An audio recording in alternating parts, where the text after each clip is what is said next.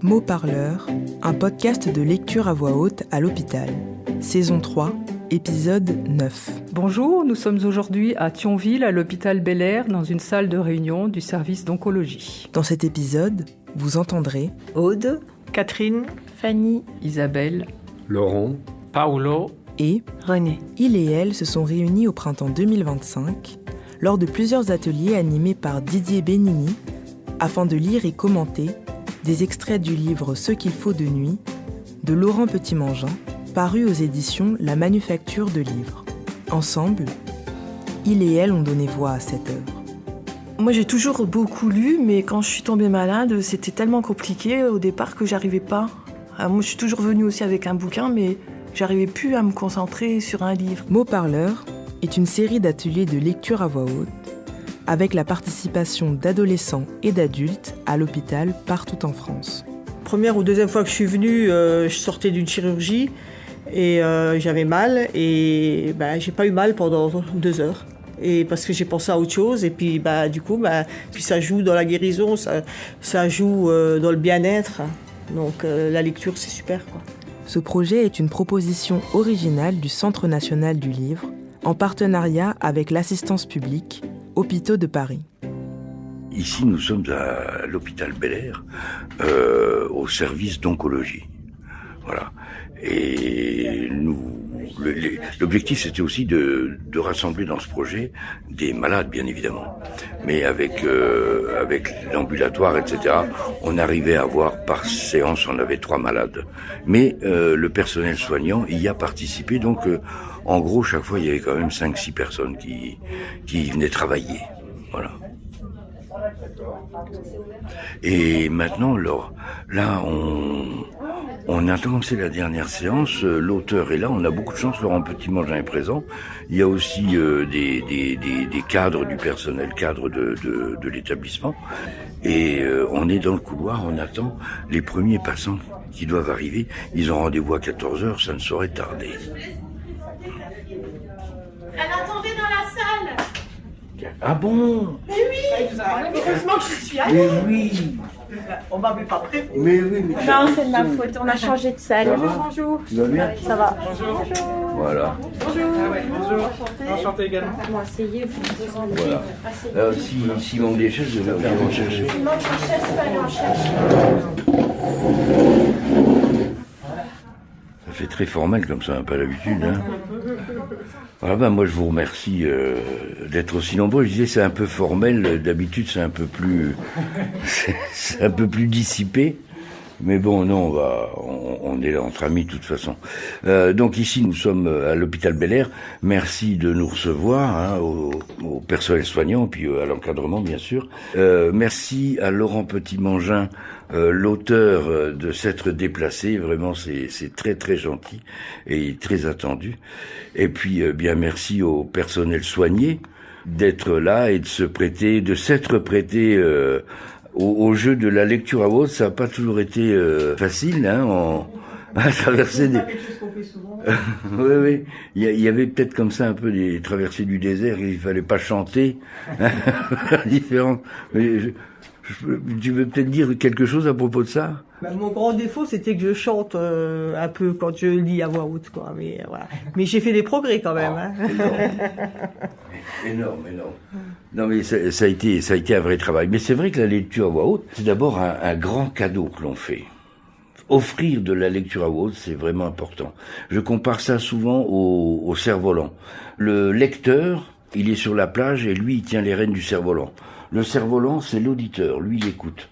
Et les éléments, le soleil, la pluie, le vent, c'est le livre, on ne sait pas. Et donc le lecteur, lui, il tient son cerf-volant et il amène, en fonction des éléments, il amène l'auditeur au ras des vagues ou alors très haut dans le ciel, etc. Il a ce pouvoir-là.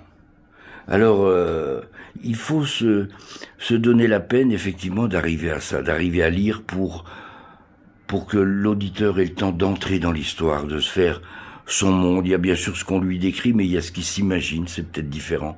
Et il faut aller jusque-là. Voilà. Et donc, d'habitude, ce que l'on faisait, il n'y a pas de raison qu'on fasse autrement que d'habitude. Moi, je commençais par lire... j'en veux envie... C'est la dernière séance en plus, aujourd'hui c'est la dernière séance, donc je voulais commencer par la lettre de fin, puisque pour tous ceux qui ont lu Ce qu'il faut de nuit, Fous écrit donc une lettre à la fin. Non, ça vous plaît pas cet extrait? C'est pas mon passage préféré. Ouais. Sinon j'en lis un autre. Non, Et après par contre ce sera à vous. Tiens, peut-être que je vais arrêter un moment et vous suivez et puis vous reprendrez après moi. C'est ce qu'on faisait en général, d'accord? Alors je vais commencer. Cher pas, quand tu liras ces mots, je serai déjà en voyage. Vous avez tous besoin de repos. Il est inutile que vous vous épuisiez ainsi à ces inutiles trajets. Il est grand temps que je vous libère. Gilou va bientôt être papa. C'est un petit garçon, j'espère que je ne te l'apprends pas. Et sa femme n'aime pas trop le savoir ici. Je peux la comprendre. Il a mieux à faire de son temps. Toi aussi, avec ce petit, tu auras vite mieux à faire. Apprends-lui à faire du vélo. Vas-y doucement au début, pas la peine de lui faire dévaler la pente du calvaire comme tu l'avais fait pour Gilou et moi. Prends ton temps avec lui. Emmène-le au stade. Emmène-le au cimetière si tu veux. Les petits aiment jouer entre les tombes. Bien sûr, il n'y a plus que 3 ans à attendre. 3 ans, ce n'est rien au vu de tout ce que j'ai déjà patienté. Mais ce sont sûrement vos 3 plus belles années. Je n'ai pas envie de les entamer. Hier, j'ai appris qu'ils vont bientôt me transférer une fois encore. Le chemin n'en aurait été que plus long pour vous. Je ne me voyais pas vous infliger ça. Alors j'ai décidé de me sauver. Cette distance nous fera du bien. Jusqu'à Christina qui m'avait oubliée et qui se met à me réécrire. Remercie Jérémy et le Jackie pour tout ce qu'ils ont fait pour moi. Je n'ai pas le courage ni le temps de leur écrire. Mais je pense fort à eux. Dis au revoir à la maman, pour moi. Embrasse longtemps mon frère. Je ne regrette rien de ma vie. En tout cas, pas celle que nous avons vécue ensemble. Je pense que ça a été une belle vie. Les autres diront une vie de merde, une vie de drame et de douleur. Moi, je dis une belle vie. Je t'embrasse fort, Fous. Voilà, merci de vous être prêté à ça. Donc voilà, technique, ceux qui ont l'habitude, avec qui j'ai fait quelques séances, bienvenue. Non, vous m'avez déjà entendu dire ça, mais ce qui est aussi important en lecture à voix haute, c'est parfois de prendre son temps et de lever les yeux pour regarder les auditeurs, lever les yeux pour les regarder, et puis donner du relief aux phrases.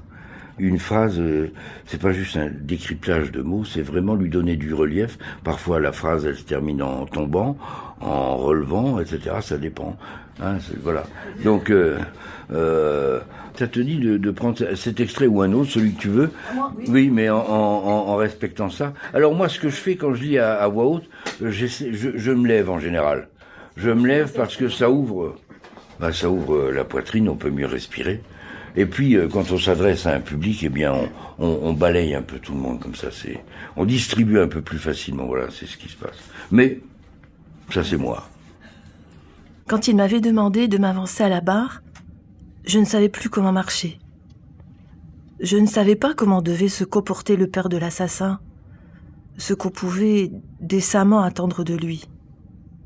J'avais bien pensé à me ratatiner encore plus que je ne l'étais.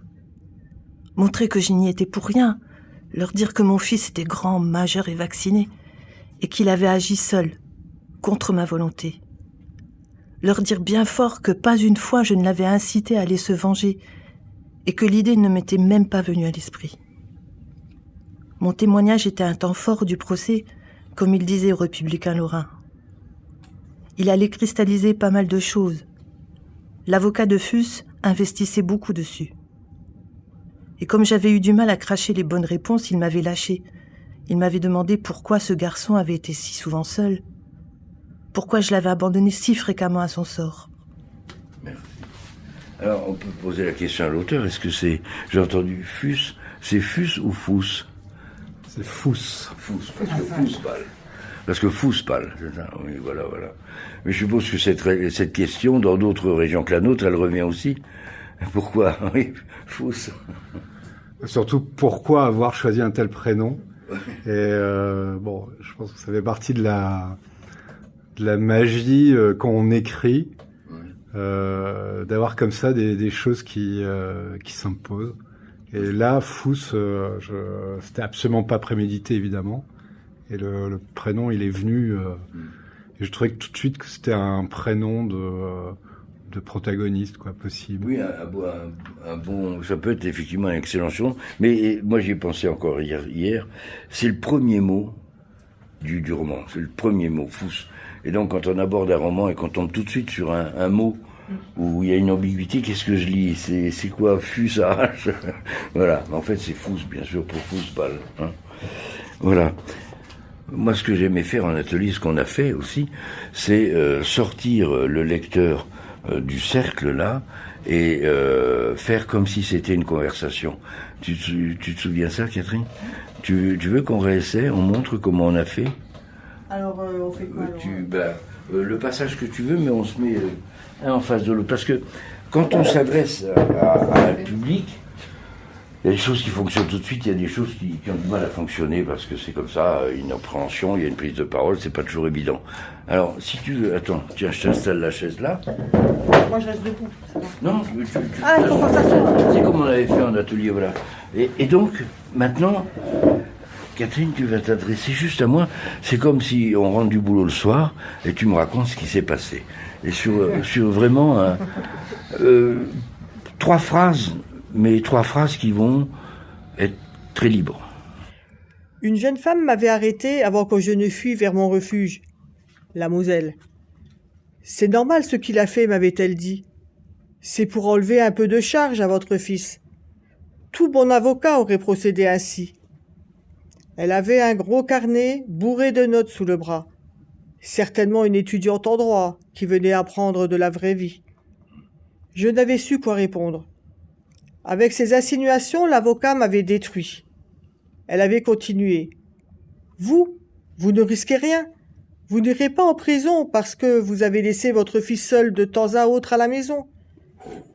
En revanche, cela peut faire gagner plusieurs années à votre fils. Cela valait le coup, non? Ce n'est pas vraiment comme cela que ça s'est passé. J'avais regimbé. J'ai toujours été avec mes enfants autant que j'ai pu. Peu importe ce que vous avez fait ou pas fait, elle m'avait coupé. L'important, c'est l'histoire que les jurés vont avoir dans la tête quand ils devront décider. L'important, c'est de leur faire rentrer suffisamment de points dans leur vision première, celle qui conduit inexorablement aux 30 ans de réclusion. C'est d'être capable de fissurer leur a priori, d'amorcer le doute dans leurs réflexions. Beaucoup de doutes. Plus ils vont douter, plus ils vont suer, et ça, monsieur, croyez-moi, c'est bon. Merci. Vous avez vu comme c'est complètement différent. Quand on s'adresse à quelqu'un, on est tout de suite dans le ton. Voilà, c'est un peu, c'est un effet magique. Moi, j'aime bien cet exercice-là. Je sais pas si quelqu'un. Mais bien sûr, Fanny, bien sûr. Oh là là. J'ai pas fait tous les ateliers, monsieur Béni. Pas d'excuse. D'habitude, il y a le bip qui sonne à ce moment-là. Oui, hein. Bon, faut que j'y aille. Non, j'en ai fait, monsieur Béni. Oui, bien sûr. Je prends où, là? Enfin, où vous voulez. Où vous voulez. Ce qui est bon, c'est qu'on sente s'installer le climat. Voilà, si c'est... Là, vous avez pas vu, là? Je peux lire à partir de là? Là, je sais bien Pourvu que ce soit lent et vraiment destiné à moi, comme ça. Il y a du monde qui nous regarde, monsieur Bénini, ça.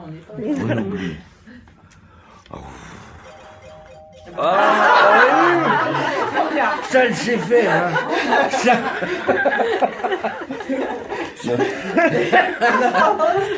Je suis sûre que c'est pas fait exprès. Il y a une 6 quelque part. Bon. Mais portez la poisse. J'ai rien fait, moi. Pardon.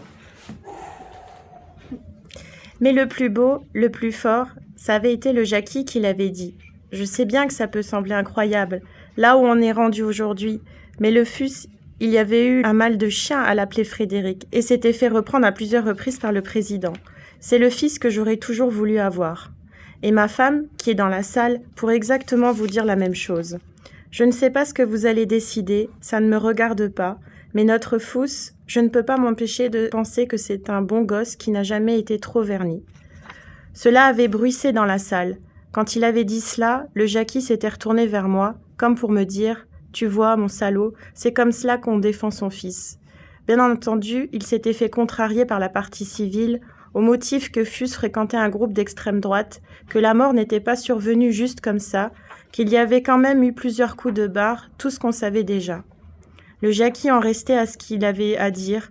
Tout cela c'est peut-être vrai, je ne veux pas vous dire ce qui n'est pas. Je vous dis simplement que notre Fous, enfin Frédéric, c'est un bon gamin qui ne mérite pas ça. Le lendemain, j'avais découvert Christina, la petite amie de Fous. C'était une drôle de fille. Elle avait choisi de venir tout habillée en noir. Elle portait un chemisier de crêpe d'un autre âge. À l'amorce des manches et du col, on devinait des tatouages. Beaucoup de tatouages. Pour autant, avec ses lunettes et sa queue de cheval, elle avait un air d'élève sage. Ça me faisait tout drôle de découvrir enfin cette fille. Je n'avais pu m'empêcher de la regarder comme un père observe sa future bru le premier jour. Je l'avais consciencieusement détaillée et je m'étais demandé à plusieurs reprises si elle me plaisait, si je la voyais avec mon Fous, comme si tout ça avait le moindre sens à cette heure. Comme s'ils avaient la moindre chance de vivre un jour ensemble. Elle était issue d'une famille de Polacs qui s'était installée en Moselle entre les deux guerres. Elle militait au FN depuis ses 14 ans, comme papa. C'était toujours fascinant de voir comment des gens pouvaient se sentir aussi vite partie prenante d'une histoire. Plus français que les Français, encore gorgés de bondieuserie et de traditions de leur coin d'origine, et, avec la même ardeur et la même obstination, comment ils refusaient un pareil droit à tous ceux qui arrivaient après eux. Merci. C'est une lecture très studieuse. Oui, je sais. Hein? J'ai pas fait tous les ateliers, monsieur. Non, c'est pas ça, c'est une belle lecture. Studieux, ça veut pas dire que c'est pas une belle lecture. Il n'y a pas de fun, c'est ça? Non, non, pas du fun. Il n'y a pas là-dedans. Mais, je veux dire, c'est très studieux. C'est nickel chrome. Voilà. Mais, moi, vous m'avez pas regardé, quoi. Ah, oui, voilà, c'était pas partagé. C'était moi, ouais, regarder, studieux, je dirais. Voilà. Appliqué. Très appliqué. Voilà. Mais c'est bien, hein? Oui. C'est magnifique. Merci, hein. Alors, on essaie. Bon, je vais rester dans cette configuration, ça gêne personne. Oui, c'est bien. Hein, c'est pas oublier, comme c'est la lecture à voix haute, c'est d'abord un grand partage, une grande générosité. Donc, on dit deux mots, on lève la tête, on regarde, et on ressent très fort ce que l'on raconte. Merci. C'est le Bernard de la section qui m'avait alerté. d'Ivoire, t'as 5 minutes, il faut que je te dise quelque chose. Tu sais, quand on a tourné hier avec les camarades près du dépôt, on collait pour le 1er mai, quand on a vu la bande des pieds nickelés du FN au bout des voies. Ils collaient eux aussi pour leur Jeanne d'Arc sous le pont et sur tout le mur qui va jusqu'à l'aiguillage. On s'est branchés à distance, on était le même petit nombre, pas mieux, pas moins outillés qu'eux. Personne n'avait vraiment envie d'aller à la baston. Le Mimi, les Luminetti étaient déjà rentrés, on n'était pas les plus virulents. Et comme en face, ils n'avaient pas l'air plus décidés, on s'est contenté de s'insulter puis d'attendre. On est repassé 2 heures après pour recoller sur leurs affiches, et j'imagine qu'ils ont salopé le travail depuis. C'est la vie, que veux-tu ? Je n'avais pas vu où ils voulaient en venir. Ça faisait longtemps que je sortais plus collé, et ces histoires me passaient maintenant au-dessus de la tête. C'était un jeu à qui aurait le dernier mot. Chacun avait ses bastions, des endroits qui ne supportaient que ses couleurs. Il fallait les voir certains matins contents de leur coup quand ils avaient envahi d'affiches les terres de l'autre. Ce qui me chiffonne, avait continué le Bernard, c'est que j'ai cru apercevoir Fous qui zonait avec eux. J'en mettrais pas main à couper, mais s'il y avait ce grand qui avait la même dégaine que ton fils. Les copains n'ont rien remarqué, mais je suis à peu près sûre. Un blouson avec un grand tapage sur le dos, c'est lui ? Peut-être, enfin non, je ne crois pas. Bravo. Hein, là, on sent bien que effectivement cette lecture, elle m'est adressée. Et c'est ça qui marche, qui fonctionne très très bien. Oui. Ah bah oui, hein.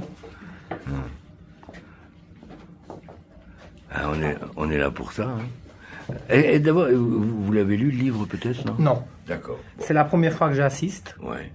Alors, la lecture à voix haute, Oui. c'est un cadeau. C'est un cadeau que l'on fait, donc on y met tout son cœur. D'abord, on n'offre que ce que l'on aime, et on prend le temps, on lève la tête, on regarde, et puis c'est comme une conversation, sauf que vous êtes le seul à lire. Et moi, par contre, je dois, parce que c'est lent, parce que ça m'est adressé directement, c'est ça qui est important, eh bien, je dois voir tout l'univers de ce qu'il faut de nuit. Okay. Merci. En allant témoigner, j'allais être obligé de voir le Jackie, toujours installé 3 rangs derrière moi, droit sur son blanc. Il avait mis la cravate, le Jackie. Il avait dû prendre des congés. Je ne sais pas pourquoi il s'infligeait ça. On ne se voyait pas aux interruptions de séance, pas davantage le soir. Quand je sortais, il était déjà parti. Ça m'énervait de le voir ainsi sur le dos. Je ne savais pas pourquoi il roulait. Peut-être voulait s'asseoir, que je ne déconne pas trop avec son fus. Merci. Mais c'est un bel accent, il vient d'où cet accent? D'Albanie. Albanie? Bel accent. Merci. Mais non, c'est bien. C'était lent, c'était vraiment comme une conversation, comme un échange. Donc bravo, hein. Bravo. Bien. Première fois, voilà. Qui veut lire encore? Mais si Laurent Petit-Mangin voulait lire un extrait de son livre, je crois que tout le monde serait ravi. Parce que vous ne savez pas par cœur.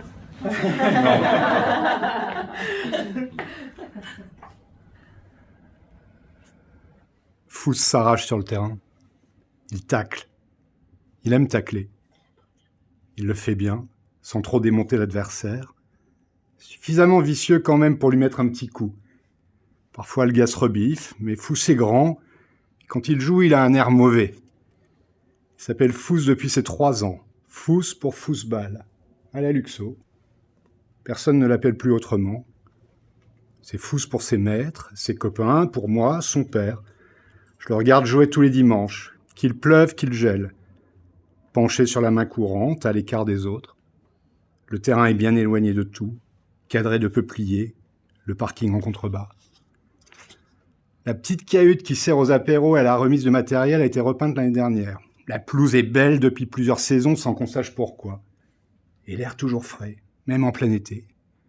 Pas de bruit, juste l'autoroute au loin, un fin ruissellement qui nous tient au monde. Un bel endroit, presque un terrain de riche. Il faut monter 15 km plus haut au Luxembourg pour trouver un terrain encore mieux entretenu. J'ai ma place, loin des bancs, loin du petit groupe des fidèles, loin aussi des supporters de l'équipe visiteuse.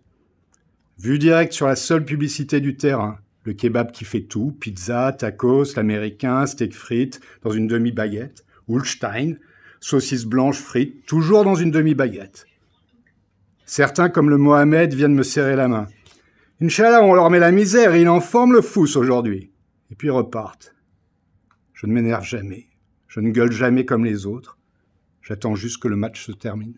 Bravo. Ouais, là, tout y était. Hein. Voilà, tout y était. Hein. Merci infiniment. C'était difficile de lire après. Mais là, oui. Ah oui, la lettre. Oui. Parce alors. que, en fait, je suis venue voir le film quand vous êtes venu à la Scala. J'avais pas lu votre livre, donc j'ai lu après. C'est le hasard qui a fait que je me suis retrouvée ici. Et votre livre, je l'ai lu en une nuit. Mais dans le film, il n'y a pas la lettre. Quand j'ai lu, quand je suis arrivée là, vraiment, ça m'a fait pleurer parce que c'était très, très émouvant. Voilà. Oui, c'est vrai que c'est peut-être à la fin du livre, elle était... Hein. Peut-être un mot sur la lettre, parce que c'est le seul élément du livre que je n'ai jamais voulu relire. Je l'ai écrite d'une seule traite en 2-3 minutes, enfin... bon, c'était la première fois où j'avais autant d'émotions, en fait, pour... vraiment, enfin, je veux dire, où je pleurais quasiment, enfin, en l'écrivant. Et je me rends compte d'ailleurs qu'il y a des répétitions dedans. Enfin, je veux dire que C'est la traductrice espagnole qui m'a demandé si c'était fait exprès et je dis non, pas du tout. Enfin, je veux dire, c'est juste que même au moment de la correction du livre, je n'ai jamais voulu la relire. J'ai voulu la laisser comme elle était en fait, pas y toucher, rien. Donc voilà, en fait, et c'est vrai que chaque fois je me dis, bon, j'aurais aimé finalement que dans une édition, enfin dans une réédition, on puisse quand même juste corriger ça, mais bon, c'est comme ça. Oh, c'est pas grave. Mais bon, c'est pas grave. Non, Ça fait encore plus vrai. Oui, ça fait plus on peut dire sincère, mais ça fait plus vrai, oui. Ça fait... Sherpa, quand tu liras ces mots, je serai déjà en voyage. Vous avez tous besoin de repos. Il est inutile que vous vous épuisiez ainsi à ces inutiles trajets. Il est grand temps que je vous libère.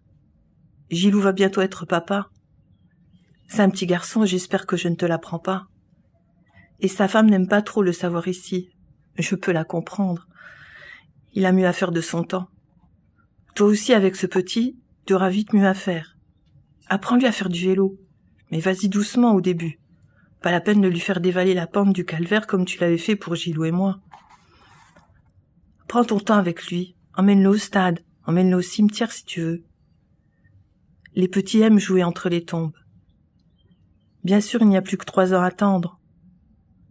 3 ans, ce n'est rien au vu de tout ce que j'ai déjà patienté.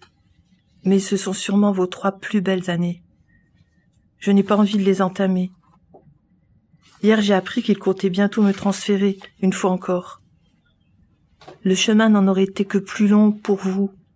Je ne me voyais pas vous infliger ça. Alors j'ai décidé de me sauver. Cette distance nous fera du bien. Jusqu'à Christina qui m'avait oublié, qui se met à me réécrire. Remercie Jérémy et le Jackie pour tout ce qu'ils ont fait pour moi. Je n'ai pas le courage ni le temps de leur écrire, mais je pense fort à eux. Dis au revoir à la maman pour moi.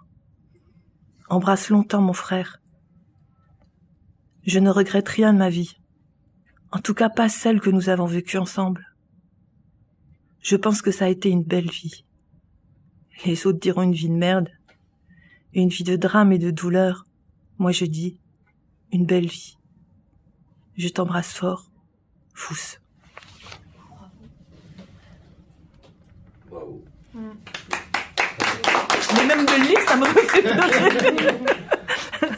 Voilà. Belle émotion, belle émotion, mais c'est fait pour ça, ressentir les choses.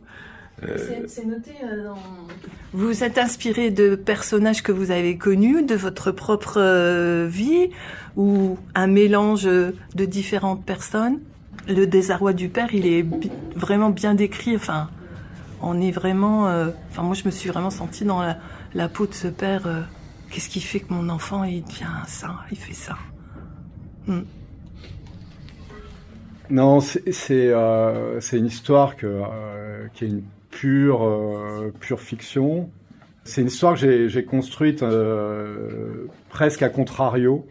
C'est-à-dire que j'ai 4 enfants. Bon, ils ont tous ils fonctionnent tous bien. Ils ont fait de belles études, tout ça. Mais c'est vrai que et c'est ce qui a présidé à l'écriture du bouquin. Je me suis posé un jour la question de me dire mais qu'est-ce qui serait passé si justement tout n'avait pas été aussi simple. Et immédiatement je me suis dit mais finalement est-ce qu'on peut un jour être déçu par ses enfants, est-ce que c'est possible même. Et immédiatement je me suis dit mais ça c'est une histoire. On peut écrire une histoire sur un père qui est déçu par son fils. Et à partir du moment où je me suis dit ça, j'ai commencé immédiatement le livre. Et c'est un livre que j'ai écrit très très vite. Vous l'avez lu vite, mais moi je l'ai écrit très vite. Je l'ai écrit en quelques semaines. Et je crois que j'ai eu beaucoup de chance qu'en fait, à chaque fois que je terminais un paragraphe, j'avais la petite étincelle, la petite idée du paragraphe suivant. Donc je me forçais de pas l'entamer, mais en me disant mais c'est pas grave, au moins justement, dès que tu vas redémarrer demain ou dans 2 jours, tu auras déjà l'idée du prochain paragraphe. Voilà, et donc, bon, c'était d'autant plus facile. Moi, ça m'a... En fait, j'ai un ami qui a un fils qui a pris sa carte au RN.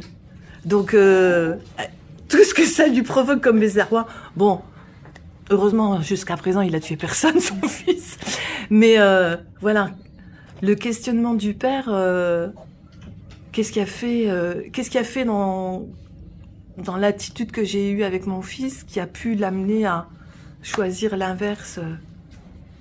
Je sais plus, en psychologie, on dit que des fois on se construit contre ses parents. Hein. Mais voilà. Non, c'était vraiment intéressant. Voilà, non mais on va peut-être s'arrêter là pour les exercices et puis pouvoir converser tranquillement. Moi je voudrais remercier toute l'équipe qui m'a accueilli ici, Fanny la première, parce que c'était vraiment une très belle expérience. Voilà. Merci à Laurent Petit-Mangin, mais depuis longtemps, je le remercie souvent. Voilà, c'était vraiment une très très belle expérience. Donc, excellent souvenir. Voilà, bravo à vous. Merci à vous tous.